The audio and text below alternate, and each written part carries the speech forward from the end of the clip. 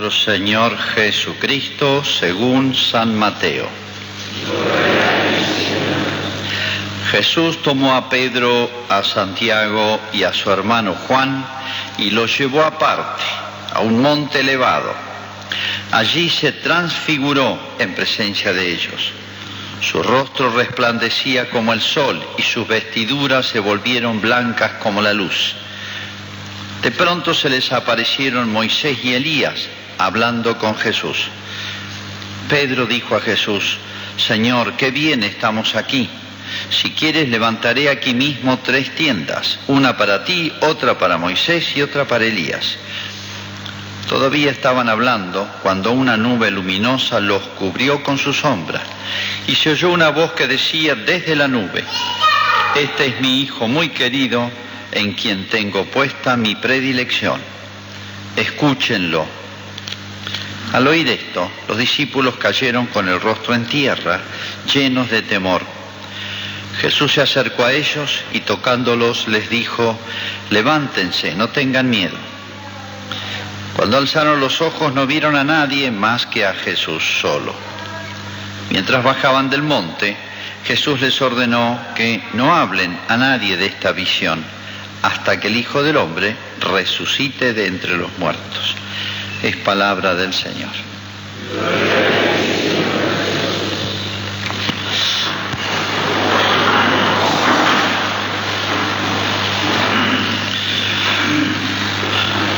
En el siglo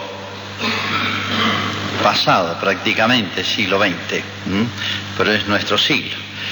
Pero ocurrió un episodio extraordinario, que fue la conversión del poeta más grande de Francia. En realidad fue en 1890, por ahí. El poeta más grande del siglo XX francés se llama Paul Claudel.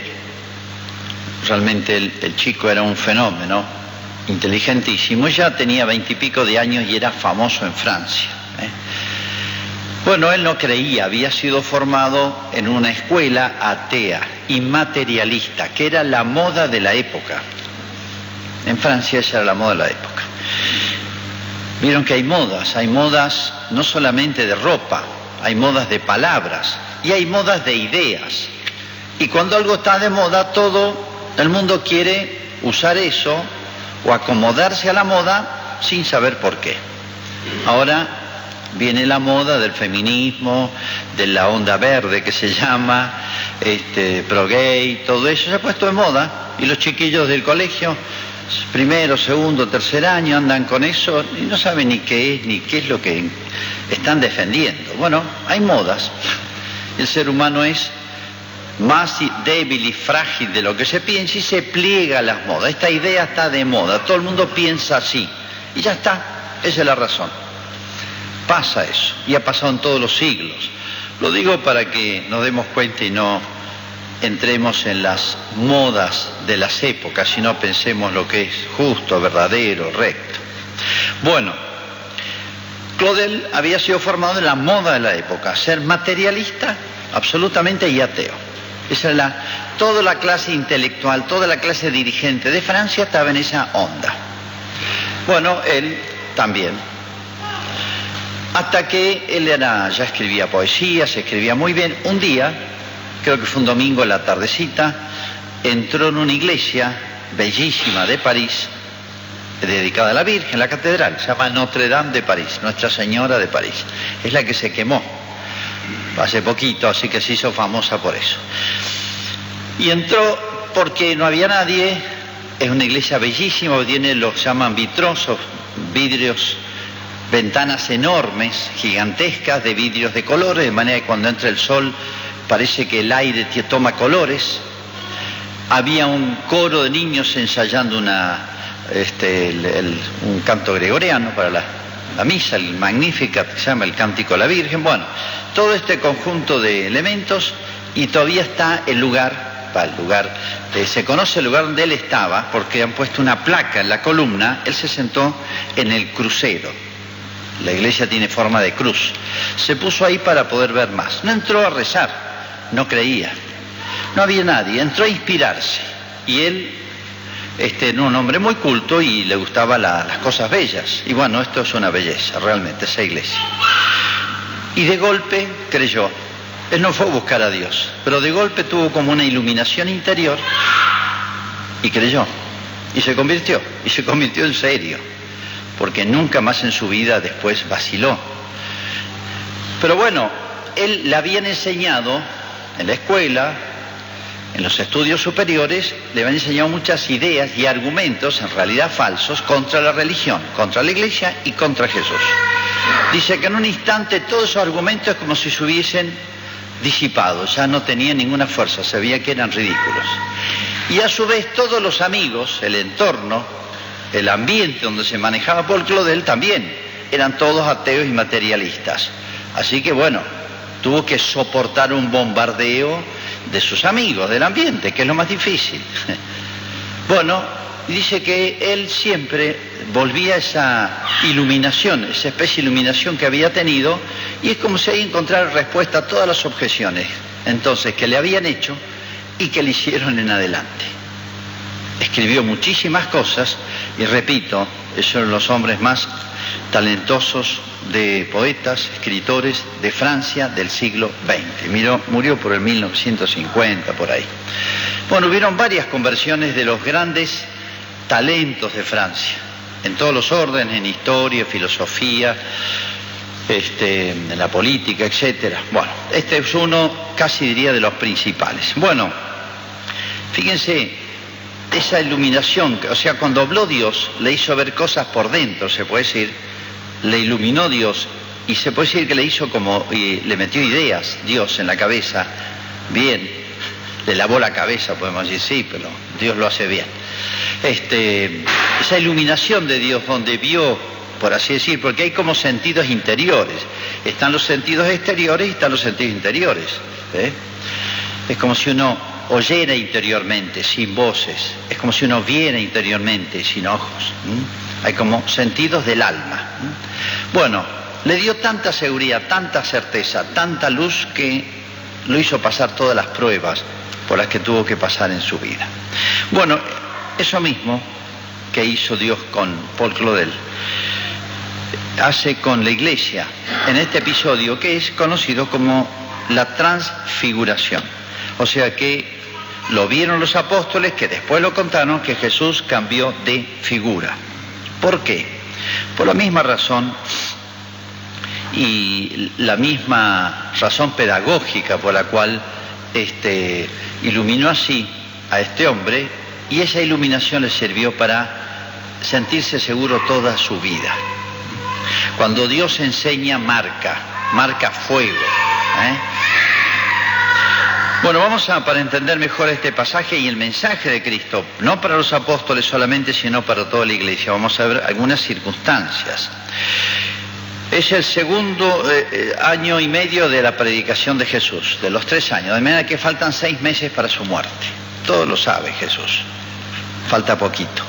Hace 6 días que le anunció a los apóstoles por primera vez que esto iba a pasar por una etapa muy dura. Tengo que ir a Jerusalén, voy a ser juzgado, me van a condenar a muerte los sacerdotes, los presbíteros y los escribas, etcétera, o sea, la dirigencia de Israel, me van a condenar a muerte, pero al tercer día voy a resucitar, o sea, me van a ejecutar, o sea, una tragedia les anuncio.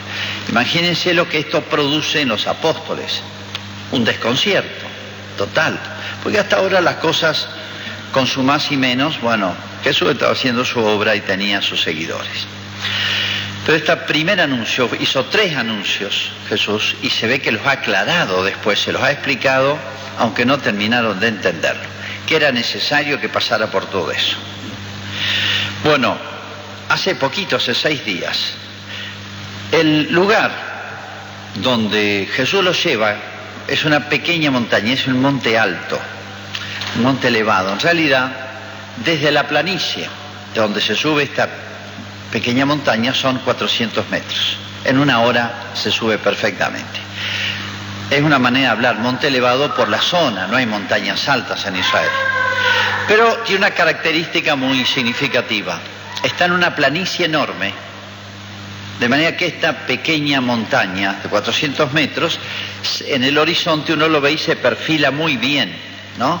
Se ve muy bien, se recorta muy bien en el horizonte, no es cuando hay puras sierras, porque ya todas unas interfieren en otras. Y subiendo arriba hay una vista hermosa, para toda la circunferencia, se puede decir, una vista para todos los ángulos, ¿no? Bueno, y además, solamente lleva 3, los elige, Pedro, Santiago y Juan. Estos 3 eligió para una resurrección, en una casa de familia, dijo váyanse todos, vengan solo 3. Y estos 3, recuerden ustedes, son los que va a elegir para que lo acompañen en el momento tal vez más duro de su vida, y es la oración del huerto. Llevó a Pedro, Santiago y Juan. Por algo los elige a ellos. Estos van a ser los 3 columnas de la iglesia después.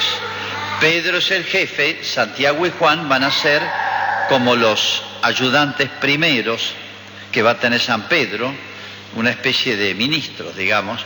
No va a quedar solo San Pedro gobernando la iglesia. Esas son las circunstancias. Fíjense un detalle. Jesús a veces hacía como retiros, o sea, había con los apóstoles una especie de retiro. Y habían 3 lugares muy significativos que tienen una mística especial donde se retiraba, gustaba de retirarse Jesús. Uno era el desierto, como lo vimos el domingo pasado. Otro era la montaña, lo vemos en este caso, van ellos solos, allí no vive nadie arriba. Habían restos de una antigua fortaleza, pero estaba abandonada y destruida, no hay nadie. Y en tercer lugar, el mar, remen mar adentro, vamos a la soledad del mar. Fíjense, esos 3 lugares, la montaña, el mar y el desierto, tienen una mística especial, de manera que facilitan, permiten mucho más el encuentro con Dios. Por eso, allá lo lleva Jesús a estos 3. No quería formar andinistas, obviamente, sino que es como si en la montaña, es como si tuviese mejor dispuesta el alma para tratar con Dios. Por eso la importancia en la tradición cristiana de los retiros, retirarse a lugares solitarios. Bueno, eso en cuanto a las circunstancias, pero ¿qué pasa después de la transfiguración? Marca una etapa. Después de este episodio, Jesús casi ya no hace milagros, cosa que hacía antes masivamente. Curó todos los enfermos, etcétera, decían. De ahora en adelante, estos 6 meses, se registran solo 6 milagros de Jesús. Aparte de eso, Jesús más bien escapa a las multitudes, más bien busca la soledad y la intimidad con los apóstoles.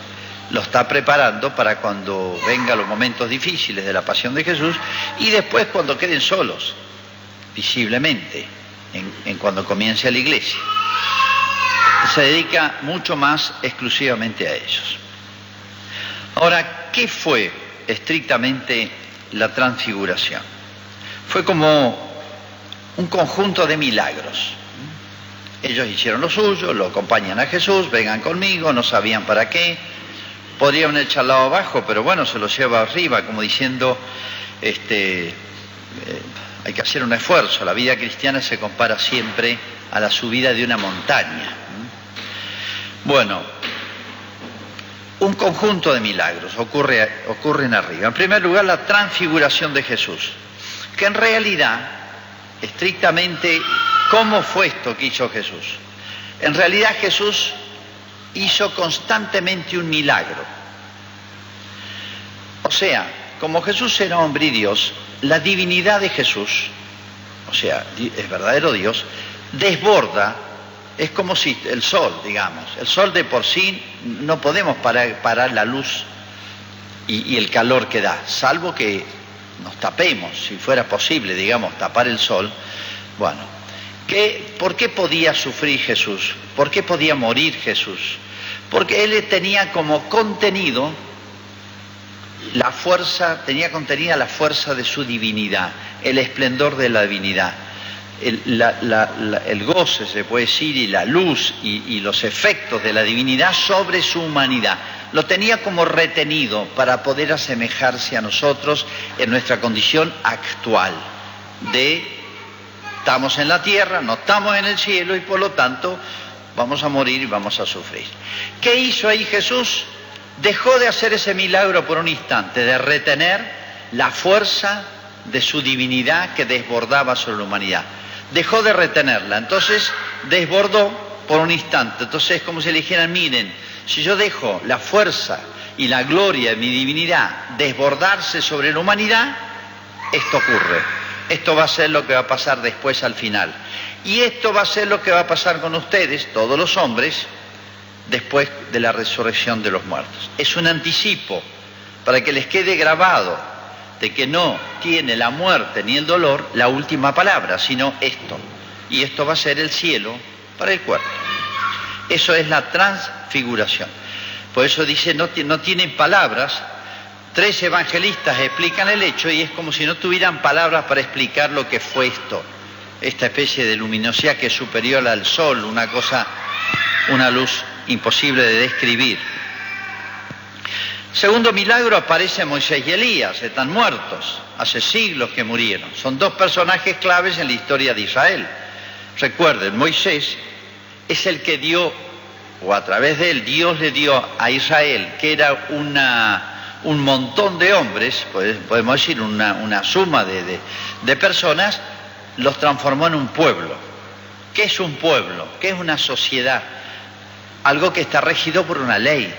La ley pone orden, organicidad, unidad, jerarquía, etcétera, a un conjunto de hombres. Hay un reglamento para un partido, por eso hay un orden, y cada deporte tiene su reglamento. Los países se dan sus leyes. Ese conjunto de leyes, sean religiosas, sean morales, sean códigos prácticos, código penal, código de comercio, de transporte, etcétera, todo ese conjunto de leyes se las dio Dios a través de Moisés al pueblo de Israel.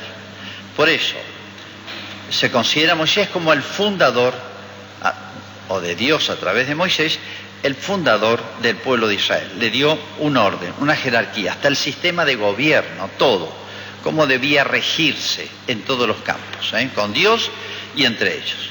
Es el gran legislador. Por eso es la ley de Moisés, se habla muchas veces. Esto es un gran milagro que ocurrió solo con este pueblo. Y Elías es uno de los profetas. Profetas son los que hablan en nombre de Dios. Pero a Elías le tocó un momento muy especial de la historia de Israel. En un momento en que prácticamente todo Israel había apostatado.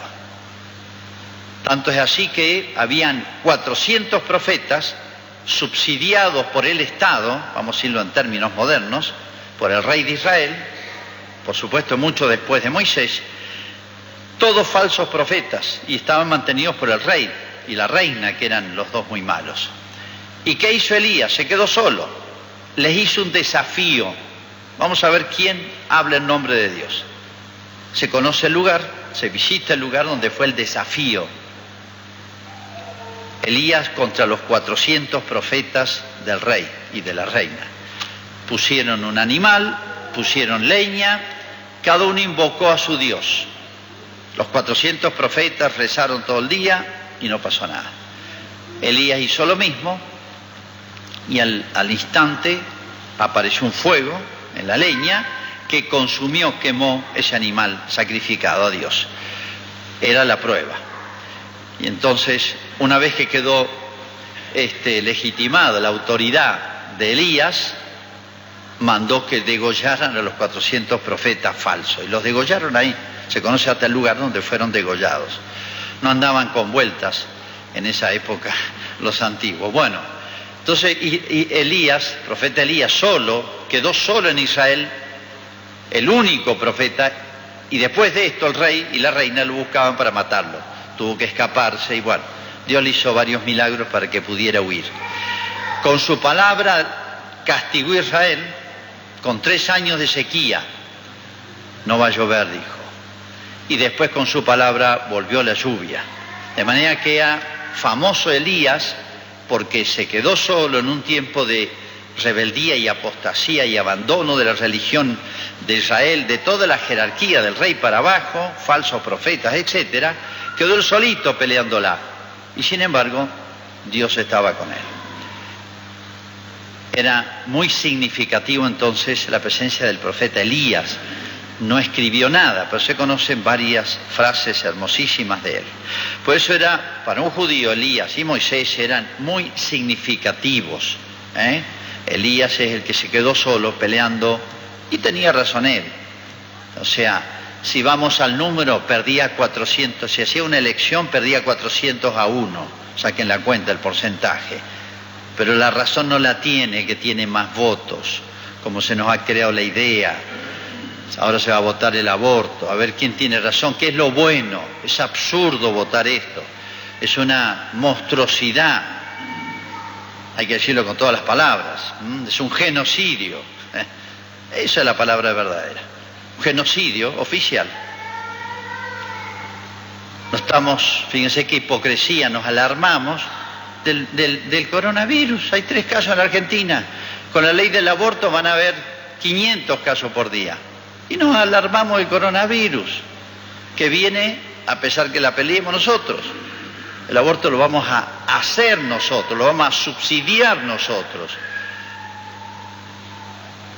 Y votado por los que presuntamente eligió el pueblo. Yo no elegí a ninguno, les aviso. Pero es gravísimo lo que está pasando. Bueno, tiempo de apostasía. No nos importa el número. Elías se quedó solo peleando, pero tenía el apoyo de Dios. Por eso la voz es, escúchenlo, aunque se quede solo Jesús, escúchenlo a Él. Por eso varios milagros para estos que iban a ser el sostén de la iglesia. Moisés y Elías, la nube, no es una pavada, no es que se puso nublado, refrescó, sino que la nube, en la historia de Israel, era muy importante, no las nubes que traen lluvia, las habituales. Cuando sale Israel de Egipto, de noche lo guiaba una columna de fuego y de día una nube, pequeña nube que se situaba adelante y iba como encabezando eso. La nube significa la presencia de Dios. Cuando Moisés subió al monte Sinaí, donde le habló Dios, había una nube que rodeaba el monte, pero Moisés no podía entrar en la nube. Desde la nube salía la voz de Dios. Era un símbolo de la presencia de Dios. Pero acá, fíjense el detalle, dice que la nube los envolvió a ellos. O sea, ellos entran en la nube. Es como un anticipo, un signo muy elocuente, un anticipo de lo que va a ser lo que trae Cristo, la nueva ley, la nueva alianza. O sea, nosotros vamos a poder entrar en la nube. En otras palabras, nosotros vamos a poder participar de la vida de Dios. Se llama la gracia. La gracia de Dios nos hace partícipes de la vida de Dios, la vida próxima de Dios. De una manera imperfecta en la tierra y de una manera perfecta en el cielo. Pero vamos a participar, entra en el gozo de tu Señor, dice una parábola, como diciendo, la felicidad infinita de Dios va a ser también nuestra. El cielo será nuestra patria y nuestro hogar. Por eso entran en la nube ellos, como diciendo, Moisés no pudo, pero ahora Cristo trae esa gran novedad. Y la voz de Dios, ¿cómo habrá sido esa voz? Tremendo, dice que cayeron por tierra. Han visto ahora que los teléfonos traen reconocimiento de voz. Cada uno tiene su timbre de voz. Si hasta un aparatito lo reconoce, no sé en qué es. Qué interesante hubiera sido hacerle reconocimiento de voz a Dios. ¿Cómo habrá sido la voz de Dios? Así como cómo habrá sido la mirada de Cristo. Los ojos dicen lo que hay adentro del alma de una persona, ¿no? Bueno, todo este conjunto, imagínense, un shock para los apóstoles, una experiencia llena de contenido, que después habrán masticado muchísimo sobre todas estas cosas. Bueno, ¿y para qué todo esto? Bueno, como yo le decía, de aquí en adelante van a venir los momentos más dramáticos. Se va a cambiar un poquito la suerte pública de Jesús. Muchos ya no lo van a seguir, se va quedando más solo, pero es como si Cristo les dijera a este grupo de apóstoles y discípulos, un grupo ya casi diría selecto, aunque se queden solos no importa, como Elías, este es mi hijo amado, a él escúchenlo, no a las multitudes, no al Sanedrín, no al sumo sacerdote, no a Anás, no a Caifás, no a Herodes, no interesa a la mayoría, todos gritaban crucifíquenlo, escúchenlo a Jesús. Él tiene el respaldo divino, lo demás es macaneo, tiene más bien la inspiración del demonio. Aunque la cosa se ponga mal y Cristo sea preso y llevado a la muerte, quédese tranquilo. Él es dueño de la vida, Él dijo, yo soy la vida, Él se va a autorresucitar. Todo va a terminar en el triunfo de la vida para Cristo y después para nosotros. Aunque parezca triunfar la muerte, después va a triunfar la vida. Cuando todos lo cuestionen a Jesús y pierdan los 3 juicios, Cristo fue condenado en 3 juicios, el de Pilatos, el de los religiosos, el de los judíos y el juicio popular, ¿se acuerdan? 3 juicios lo condenaron a Jesús. Quédese tranquilo, Él tiene razón. El poder judicial también se pudre en la sociedad, sí, si lo condenaron a Jesús. Poder judicial. Bueno, este es mi Hijo amado, escúchenlo a Él.